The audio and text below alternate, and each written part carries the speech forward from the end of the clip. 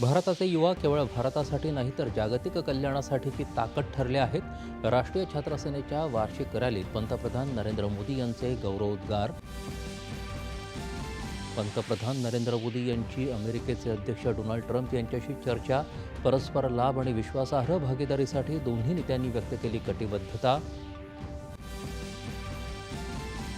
वक्फ सुधारणा विधेयकासाठी स्थापन संयुक्त संसदीय समितीच्या बैठकीत 14 सुधारणांना मंजुरी.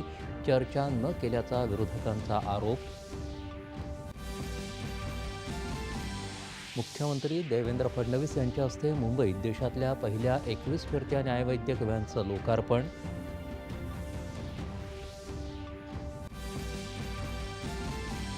सोयाबीन खरेदीत महाराष्ट्र देशात अव्वलस्थानी. गरज भासल्यास केंद्राकडे खरेदीची मुदत वाढवून मागणार, पणन मंत्र्यांची माहिती.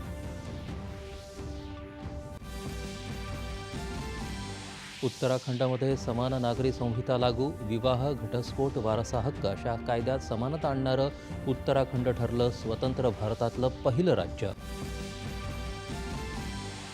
GBSवरच्या उपचारांसाठी सर्वंकष उपाययोजना करण्याचे आरोग्यमंत्री प्रकाश आंबेडकर यांचे आढावा बैठकीत निर्देश. भारत लवकरच आशयसंपन्न अर्थव्यवस्थेची राजधानी बनेल. वेव्ज बाजार या जागतिक बाजारपेठेच्या अनावरण प्रसंगी केंद्रीय मंत्री अश्विनी वैष्णव यांनी व्यक्त केली अपेक्षा.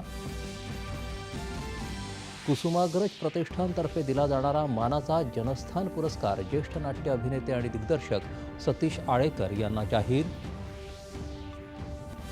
आणि ICC पुरस्कारात भारताचा अष्टपैलू खेळाडू जसप्रीत बुमराह ठरला सर्वोत्कृष्ट क्रिकेटपटू, तर स्मृती मंधानाला सर्वोत्कृष्ट महिला क्रिकेटपटूचा पुरस्कार.